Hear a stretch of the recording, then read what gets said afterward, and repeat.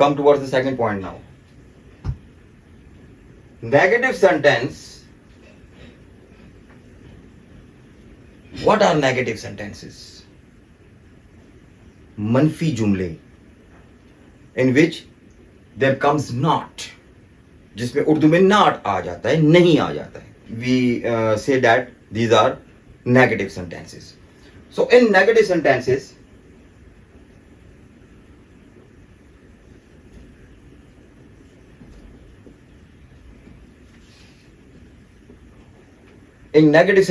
we use do not or does not. In negative sentences, we use do not or does not. Now we have two things, do not and does not. So the question may arise that where we use do and where we use does. So for this, note this point.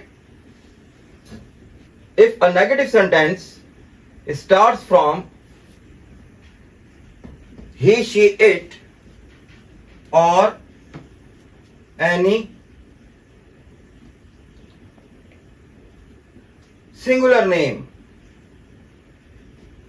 we use does not.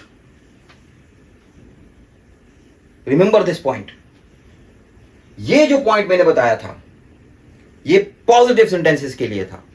अब अगर negative आ जाए तो negative sentence, whenever negative sentence starts from he, she, it or any singular name, then for negative we use this does not. ठीक है. अब इसके बाद एक बड़ा इंपॉर्टेंट पॉइंट आपने याद रखना है. After the use of does, we never use s or es with the verb. और स्टूडेंट्स यही वो जगह है जहां पे अक्सर स्टूडेंट्स गलती करते हैं.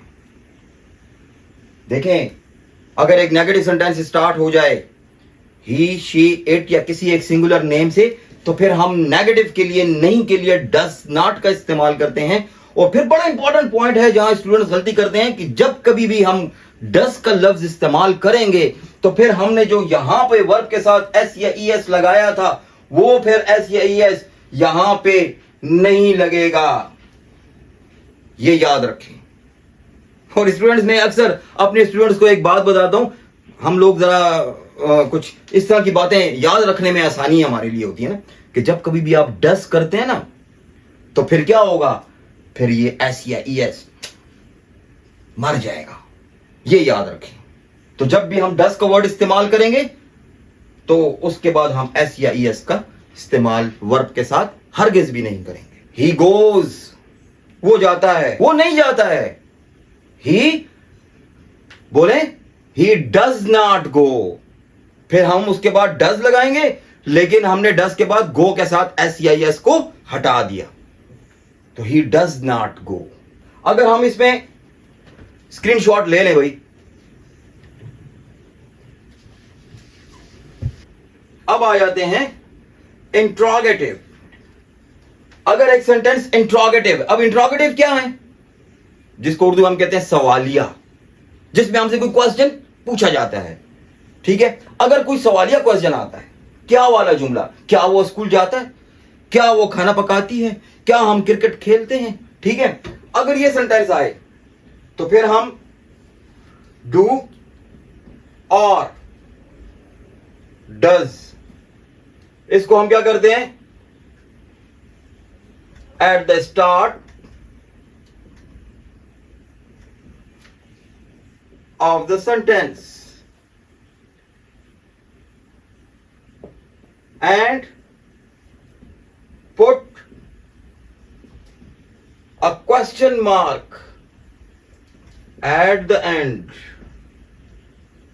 ये भी बड़ा इंपॉर्टेंट पॉइंट है कि अगर एक क्वेश्चन मार्क वाला सेंटेंस आता है इंट्रोगेटिव, जिसमें हमसे कोई क्वेश्चन पूछा जाता है, then what will we do in interrogative, whenever, कभी भी अगर हम किसी भी टेंस को I am not just talking about present indefinite, कोई भी टेंस हो, जिस टेंस में भी हम किसी भी इसको क्वेश्चन बनाना चाहते हैं तो हम क्या करते हैं, हम उस टेंस के हेल्पिंग वर्ब्स को उठाकर चल भाई शुरू में आ जा, हम उसको शुरू में ले जाते हैं. Is, am, are, was, were, have, has, had, will, shall, कोई भी हेल्पिंग वर्ब्स हैं. और अगर हमने उस टेंस को क्वेश्चन बनाना है तो हम कहते हैं कि चलो भाई तुम्हारी ड्यूटी है इस सेंटेंस के स्टार्ट पे आ जाओ, तो हम उसके हेल्पिंग वर्ब को स्टार्ट पे ले जाते हैं, तो वो चीज क्वेश्चन बन जाती है. It becomes a question sentence. लेकिन as I told you earlier that in present indefinite tense there are no helping verbs. वे तो फिर हम क्या करें, किस चीज को लेके आए हम शुरू में? तो मैंने आपको बताया कि यहां हेल्पिंग वर्ब की जगह पर क्या इस्तेमाल होता है. शाबाश, हेल्पिंग वर्ब की जगह पर यहां पे हम डू या डस को इस्तेमाल कर रहे हैं. Both these words are working as an helping verb here in this present indefinite tense.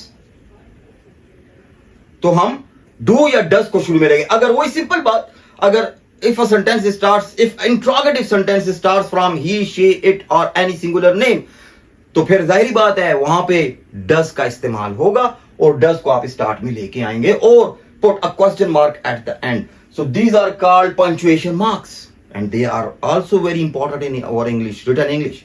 तो क्वेश्चन मार्क आपका आखिर में आना लाजमी है. जैसे पॉजिटिव सेंटेंस या नेगेटिव सेंटेंस में हम आखिर में we have to put a full stop there, so we have to put question mark at the end of each and every interrogative sentence whatever the sentence is. Okay, तो I hope कि ये rules and regulations, you have to remember all these rules and regulations. और मैं उम्मीद करता हूं कि ये आपको बहुत अच्छे से समझ आ गए होंगे. मैंने बड़े देसी तरीके से समझाने की कोशिश की है आपको, ताकि आपके ऊपर से एक चीज ना गुजरे, आप उसको समझें, बेहतर तरीके से समझें. इसीलिए आपके लेवल पे आके मैंने आपको समझाने की कोशिश की है. Dear students, I am going to rub it and going to give some examples of present indefinite tense, ताकि आप उसको प्रैक्टिस करें बार बार, तो इंशाल्लाह आप कभी भी उसको गलत नहीं कर सकते. Now dear students, I am going to give you some examples. For example,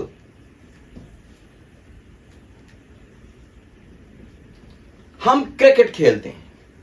Now, do you remember that I told you about subject, verb and object? Keep this arrangement in your mind. Subject की verb और object, ये arrangement अपने ज़हन में रखें. So what is subject here in this sentence? What is subject? Subject is doer of an action. कोई भी काम करने वाला सेंटेंस में जो आपको दिखाई दे रहा है वो काम करने वाला जो है वो सब्जेक्ट है. So here this is subject, this is subject. What is verb here? What is verb? It is an action word. जुमले में जो भी काम हो रहा है that is called action word, means verb. तो क्या काम हो रहा है? खेला जा रहा है, तो खेल यहां पे एक काम हो रहा है. So this is verb.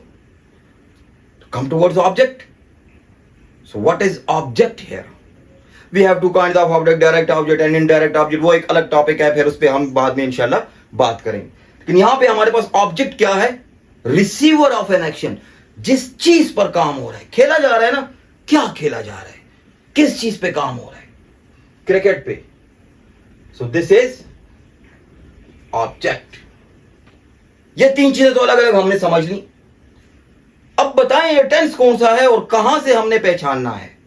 शाबाश बच्चे. ये टेंस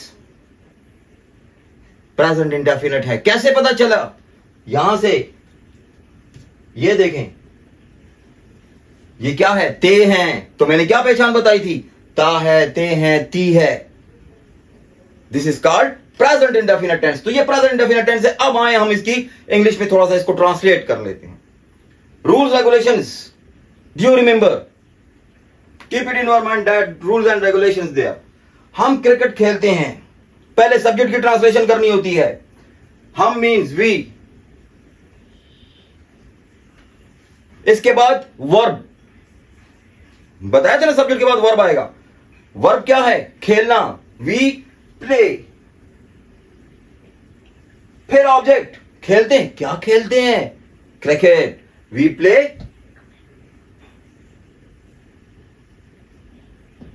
क्रिकेट। क्या यहां में प्ले के साथ एस लगाऊं या नहीं? तो इसका आंसर होगा नहीं। क्यों?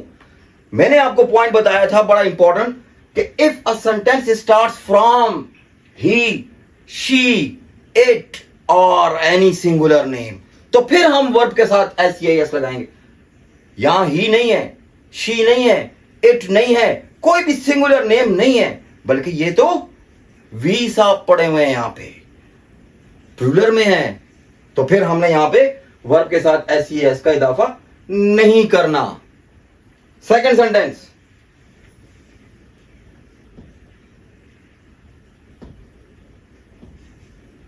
वो अखबार पढ़ता है। फिर कहां से पहचान लिया हमने टेंस को? ये ता है, फौरन से click in my mind that this is present indefinite tense. तो वो अखबार पढ़ता है, ही, क्या ये ठीक है?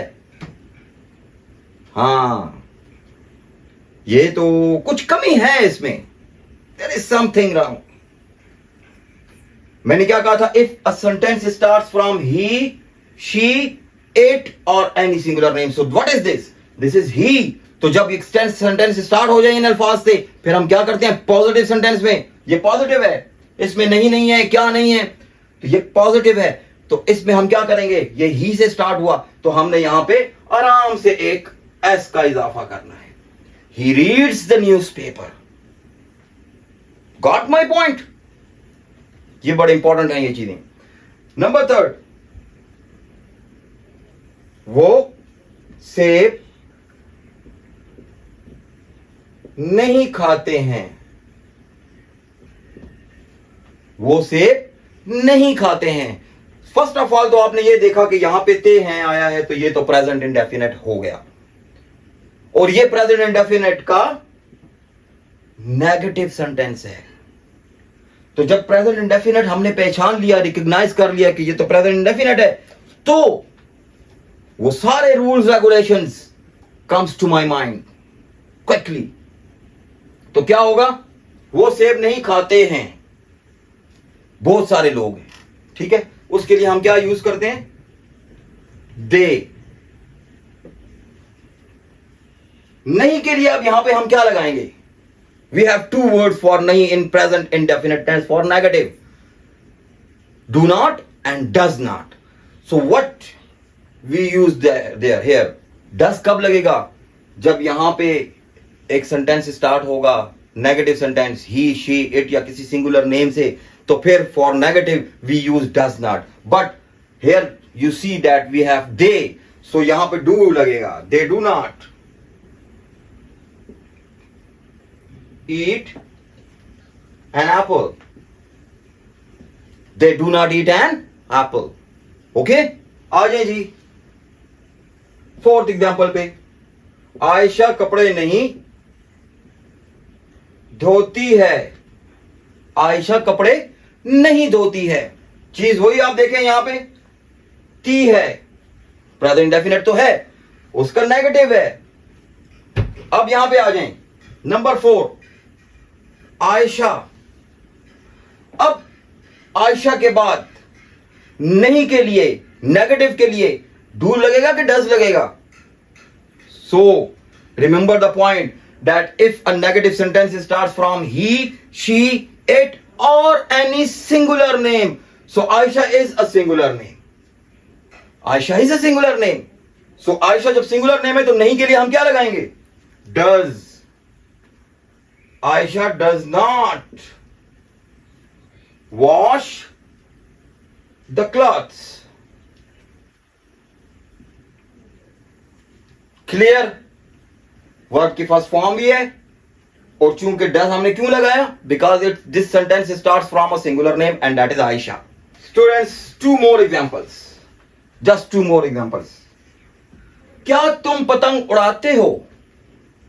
You see, that this is interrogative sentence. Why this is interrogative sentence? Because it starts from the word क्या. It is question. पूछा जा रहा है आपसे. तो क्या वाले जुमलों को तो आसान सी बात है कि पहले आप इस क्या को हाइड आउट, दिस वर्ड क्या. सो कौन सा सब्जेक्ट आप इसमें देख रहे हैं? What is the subject here? Yes, the subject is तुम, doer of an action. This तुम is doer of an action. तुम की इंग्लिश क्या है? यू. यू के साथ मैंने आपको कहा था ना कि कोई भी टेंस, कोई भी सेंटेंस हम क्वेश्चन बनाना चाहते हैं तो उस टेंस के हेल्पिंग वर्ब स्टार्ट में ले जाएं. अब ये तो प्रेजेंट इंडेफिनिट टेंस है, इसके तो हेल्पिंग वर्ब है ही नहीं, लेकिन हेल्पिंग वर्ब की जगह पर हम क्या यूज कर रहे हैं दोस्तों? हम हेल्पिंग वर्ब की जगह पर यूज कर रहे हैं डू या डज. तो यहां पे डू शुरू में जाएगा या does? The question arises here.